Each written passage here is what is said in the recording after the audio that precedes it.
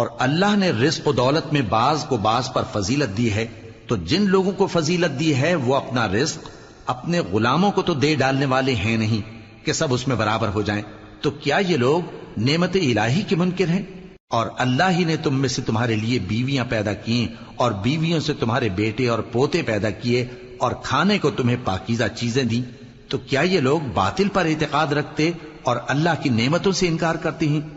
اور اللہ کے سوا ایسوں کو پوجتے ہیں جو ان کو آسمانوں اور زمین میں روزی دینے کا ذرا بھی اختیار نہیں رکھتے اور نہ کسی اور طرح کا مقدور رکھتے ہیں۔ تو لوگوں، اللہ کے لیے غلط مثالیں نہ بناؤ، بے شک اللہ جانتا ہے اور تم نہیں جانتے۔ اللہ ایک اور مثال بیان فرماتا ہے کہ ایک غلام ہے جو بالکل دوسرے کے اختیار میں ہے اور کسی چیز پر قدرت نہیں رکھتا،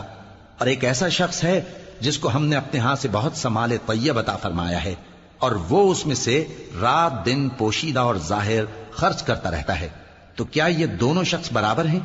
ہرگز نہیں، الحمدللہ، لیکن ان میں سے اکثر لوگ نہیں سمجھ رکھتے۔